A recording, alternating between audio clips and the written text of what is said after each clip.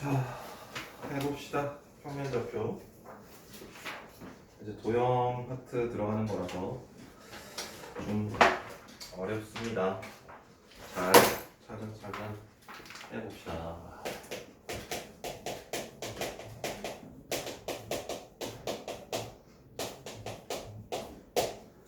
자, 두 점 사이의 거리예요.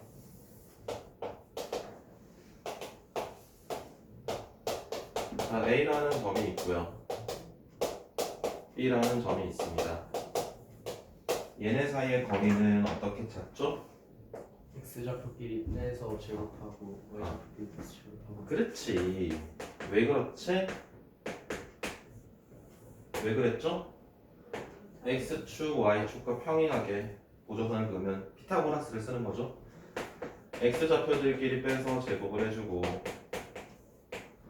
y좌표들끼리 빼서 제곱을 해주면 되겠습니다.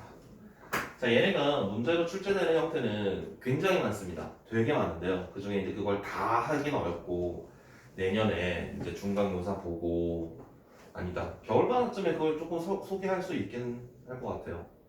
겨울방학 때 모든 유형을 다 소개할지 모르겠지만 일단 소개 좀 해드릴 거고요. 내신 때문에 할 때는 모든 유형을 다 소개를 해드릴 겁니다. 그럼 여기서 일단 필요한 게 뭐냐? 첫 번째,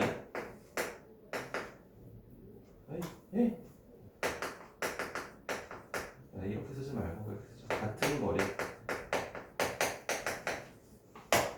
자, 어떤 점 두 개 주어집니다. 문제에서 A점, B점 줍니다. 정확하게 1,1, 뭐 3,5 이렇게. 그 다음 X축 위의 한 점이 있대요. 그래서 이 거리랑 이 거리랑 같대.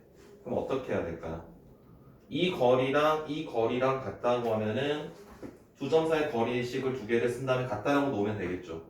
그럼 그게 이제 등장을 하는 게 X축 위의 한 점이라면 우리는 그 점을 A, 0이라고 잡으면 돼요. X축이 가지고 있는 특징 Y좌표가 0이니까요. Y축 위의 한 점이라면 X좌표가 0이 될 거니까 0, B라고 쓸 수 있습니다. 그 다음 마지막 Y는 mx 더하기 n 위의 한 점, 직선 위의 한 점입니다. 그럼 이때 우리는 X좌표를 A라고 잡으면은 Y좌표는 이런 식으로 해가지고 두 점 사이 거리씩 같다라고 놓으면 돼요. 이건 물론 다 주어집니다. 정확하게 2x 더하기 3 이런 식으로. 두 번째, 삼각형의 모양.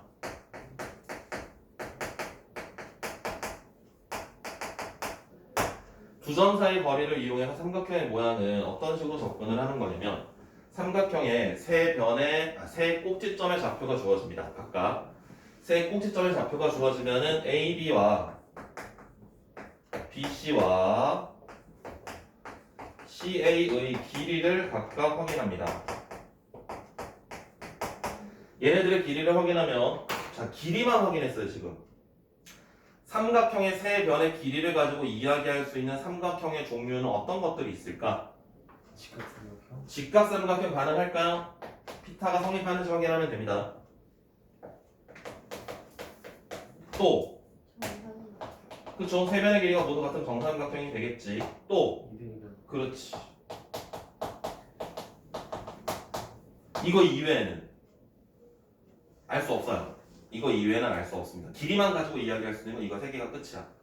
세 변의 길이가 모두 같다라면 정삼각형이고, 세 변의 길이 중에 두 변의 길이가 같다라면 이등변 삼각형이 될 거고, 두 변의 길이의 제곱이함이 나머지 한 변의 길이와 같다라면 직각삼각형인데, 아이들이 많이 실수를 하는 게 이런 겁니다. 5루트 2, 그 다음에 예를 들어서 뭐 5 이렇게 주어지면은 어때요? 세 변의 길이 이렇게 나왔어. 이거 무슨 삼각형이지? 이건 직각 이등변 삼각형이죠. 그죠? 잘 보이죠? 괜찮지? 루트의 34, 루트의 17, 루트의 17. 자, 이거는 직각삼각형. 이것도 직각 이등변 삼각형입니다. 길이가 같으니까. 오케이? 2루트 2, 루트 2, 루트 6.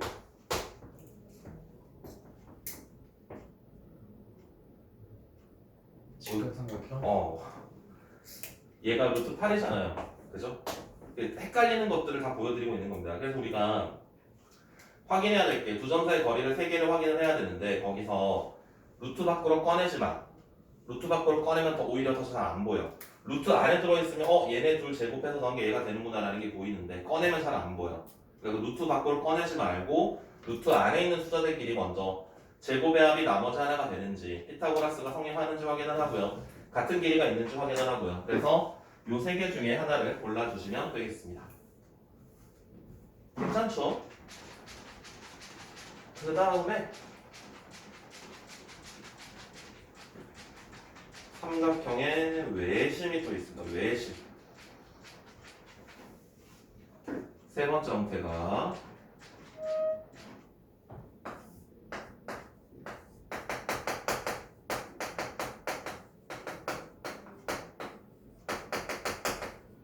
삼각형의 외심. 삼각형의 세 꼭지점의 좌표를 줍니다. 문제에서 세 꼭지점의 좌표를 주고 외심을 찾아라 라고 이야기를 합니다. 그럼 이때 우리가 쓰는 아이디어는 외심이 가지고 있는 성질을 쓰셔야 되는데 외심의 정의가 뭐냐면 삼각형의 외접원의 중심을 우리가 외심이라고 하잖아요. 그럼 이 외심에서는 세 꼭지점까지 거리가 모두 어떻습니까? 같아야 되지 반지름이니까. 그래서 외심을 A, B라고 잡고요. 그 다음에 OA와 OB와 OC를 모두 같다라고 하셔야 됩니다. 그러면 식이 굉장히 복잡하게 막 표현이 될 거예요. 루트 안에서 x 빼기 a 빼기 얼마의 제곱 플러스 b 빼기 얼마의 제곱 이것도 마찬가지. 그래서 식이 되게 복잡할 거라고 예상을 하는데 실제로 전기를 시켜주면 a 제곱 b 제곱을 얘네가 모두 가지고 있기 때문에 없애줄 수 있거든. 그래서 a, b에 관한 1차 방정식이 나옵니다. 그래서 이렇게 해도 되고 이렇게 해도 되고 그래서 연립 방정식 풀어주시면은 의외로 생각보다는 깔끔하게 나옵니다. 생각보다는. 삼각형의 외심까지도 이제 두 점 사이 거리를 이용해서 우리가 문제를 해결하는 형태들이 되겠습니다. 그래서 개념 노트에다가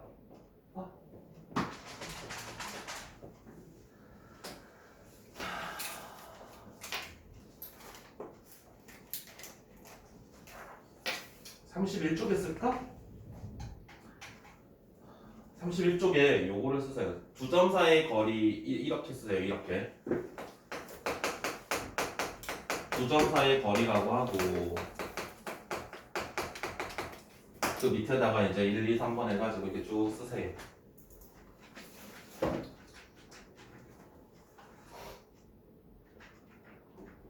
유형들이 더 있긴 한데 일단 나머지 것들은 다음번에 말씀드리도록 하고요.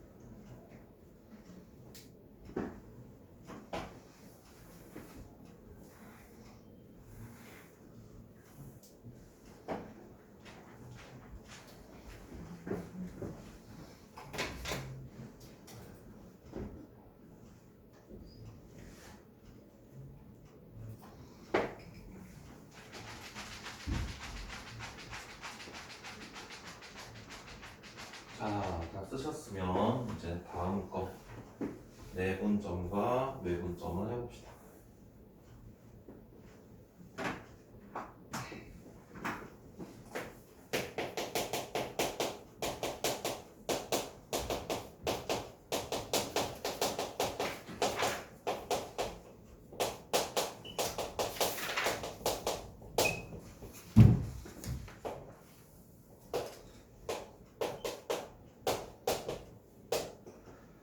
자, AB가 있을 때요.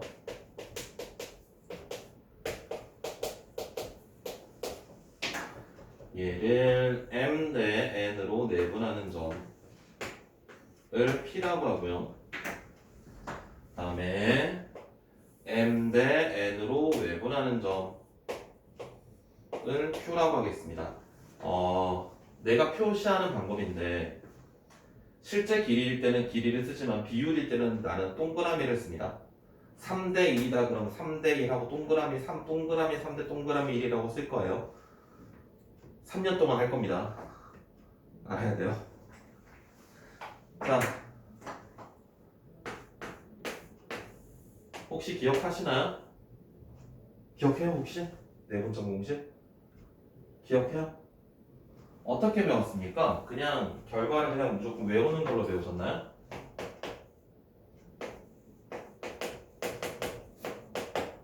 그냥 이렇게 외우는 걸로 배웠습니까?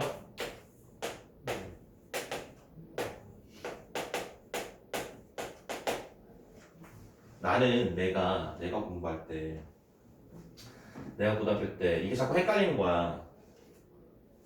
얘네들이 자꾸 헷갈려요. 그래서 나는 어떻게 썼냐면 내가 공부했던 방법인데 옛날에 나는 내가 공부할 때 내분이라고 하면 비율을 먼저 이렇게 썼어요. 비율을 먼저 써놔.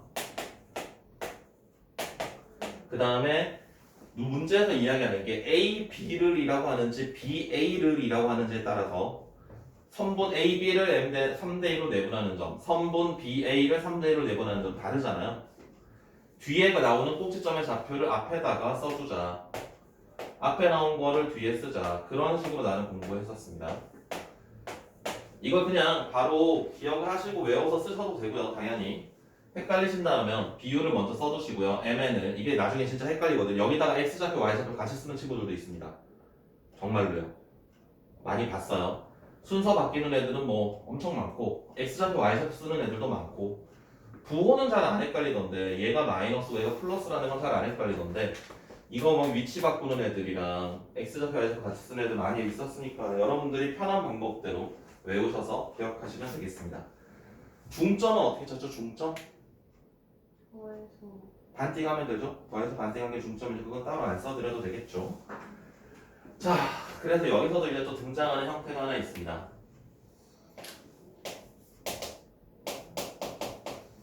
A, B가 K의 BC일 때 이거는 뭐 내신 문제로 무조건 나온다고 생각을 하셔도 됩니다. 계속 앞으로도 이 평면 좌표에서 선분의 내분, 외분할 때는 이 스토리는 계속 강조를 할 건데 시험 문제도 거의 나온다고 생각을 하셔도 되고요. 거의 나옵니다. 실제로 거의 나오는 거고 굉장히 중요한 건데 몇 차례만 연습만 하시면 그리 어렵게 느껴지진 않을 거예요. 자, 이거 해석해 봅시다. AB의 길이가 BC의 길이의 K배래 해석하시면 AB 대 BC는 몇 대 몇? 그때 K 40% 아이들이 그런 식으로 이야기했어요. K대 네. 지금까지 한 40%의 아이들이 1대 K라고 합니다. 정말로.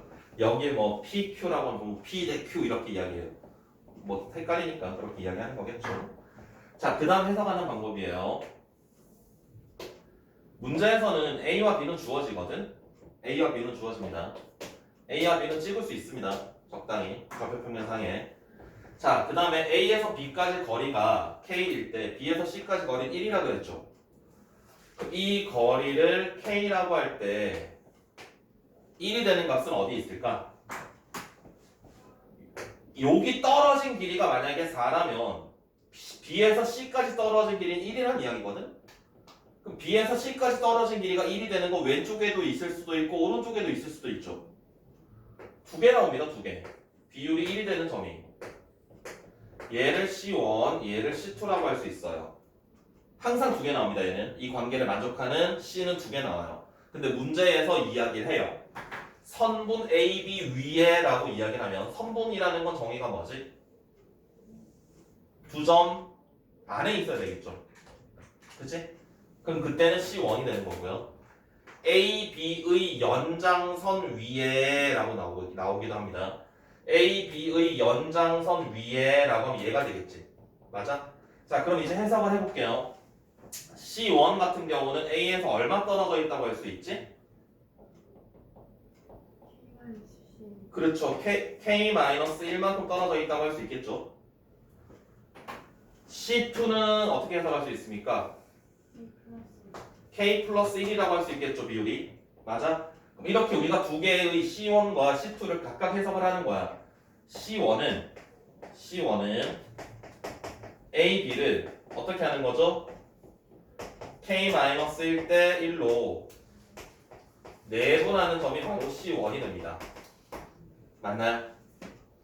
C2는요? C2는 어떻게 됩니까? C2는 A에서 얼마 떨어져 있지? K 플러스 1만큼, B에선 1만큼. 선분 안에 있어요? 밖에 있어요? 밖에 있죠? 외분하는 점이 되겠지? 그럼 이 내분점식과 외분점식을 이용해서 C1과 C2를 찾아낼 수 있다는 겁니다. 그림을 그릴 수 있어야 됩니다. 기본적으로 처음에. 아니지. 제일 먼저는 비율을 나타낼 수 있어야 되고 이 비율에 맞추어서 AB를 그린 다음에 AB의 값과 B에서 C까지 떨어진 길이 B를 이용을 해서 C의 위치를 두 개 찾습니다. 무조건 두 개입니다. 두 개. 오케이? 그래서 그 C1과 C2에서 A까지 거리의 비율을 찾아주시면 C와 C2를 우리가 AB를 내분하는 점인지 외분하는 점인지 찾아낼 수 있습니다. 요것도 쓰세요. 있나? 없네. 요것만 쓰시면 돼요. 요 그림 꼭 잘 색깔펜 있으시면 색깔 다르게 해가지고 나타내시고요.